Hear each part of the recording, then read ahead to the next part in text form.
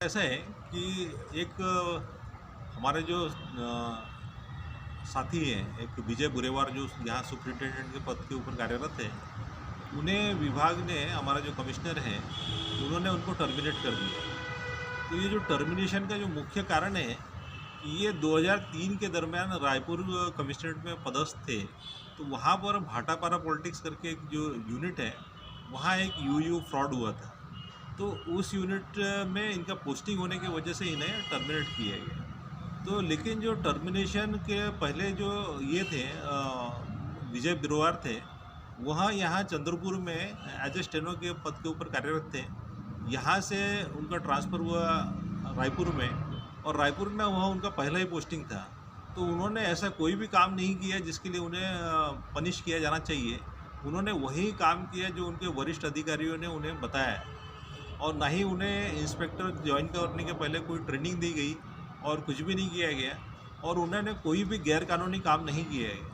तो उसके बाद भी विभाग ने सीबीआई के दबाव में प्रोसिक्यूशन सैंक्शन दिया है। जब विभाग के हमारा जो यहाँ के जो एडिशनल कमिश्नर है, उन्होंने डीजी विजिलेंस को एक जो पत्र लिखा है, उसमें स्पष्ट रूप से यह लिखा गया है कि जो विजय बुरेवार का कोई भी गलती नहीं है और सीबीआई के पास कोई भी एविडेंस नहीं है। यह सारी बात होने के बाद भी बिना किसी जांच के सीबीआई के दबाव में डीजी विजिलेंस ने बोला कि भाई हम सीबीआई के बात से सहमत हैं, और प्रोसिक्यूशन सैंक्शन दे दिया गया। इसका नतीजा यह हुआ कि सीबीआई कोर्ट ने उन्हें कन्विक्ट कर दिया, और कन्विक्ट करने के बाद डिपार्टमेंट ने भी उन्हें टर्मिनेट कर दिया। तो यह पूरे मामले में यह मामला सिर्फ एक भाटापारा पॉलिटिक्स का नहीं है, बल्कि यह थाउजेंड्स ऑफ करोड़ रुपए का यूयू फ्रॉड है, जो सिर्फ भाटापारा नहीं बल्कि नागपुर में भी बहुत सारे यूनिट्स खुले थे, सूरत में भी खुले थे, और देश के अनेक भागों में खुले थे। और थाउजेंड्स ऑफ करोड़ रुपए आज भी इन यूनिट से अभी तक भी वसूल हुआ नहीं है। जो हज़ारों करोड़ रुपए जो था, जो सरकार को मिलना चाहिए था, और ये जो फ्रॉड करने वाले जो एक्चुअल कल्प्रिट है, उनको हमारा जो डिपार्टमेंट है, ये सीबीआई भी वो खोज नहीं पाई, और एक्चुअल कल्प्रिट के ऊपर कोई कार्यवाही नहीं हो रही है।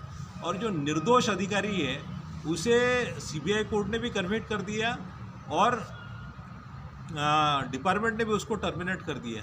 तो हमारा यही मांग है कि इस पूरे मामले की एक एसआईटी बना के जांच होनी चाहिए। जो एक्चुअल कल्प्रिट है, जिन्होंने थाउजेंड्स ऑफ करोड़ रुपए सरकार का डुबाया है, वो वसूली होना चाहिए, और इस मामले में जो उच्च अधिकारी दोषी है, उनके ऊपर भी कार्रवाई होनी चाहिए। तो यही मेरा कहना है।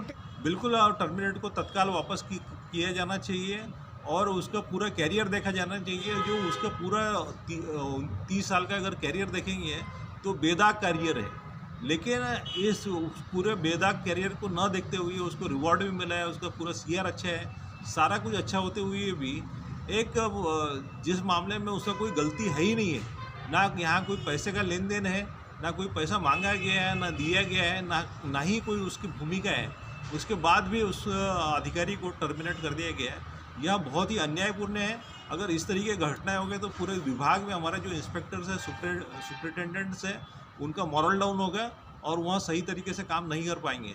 तो इस मामले का सरकार कॉग्निजेंस ले, और तत्काल जो दोषी अधिकारी है, जिन्होंने बिना जांच के उसको प्रोसिक्यूशन सैंक्शन दिया है, उनके खिलाफ भी कार्रवाई करें, और सीबीआई के अधिकारी है, जिन्होंने प्रॉपर इन्वेस्टिगेशन नहीं किया, उनके खिलाफ भी कार्रवाई होनी चाहिए।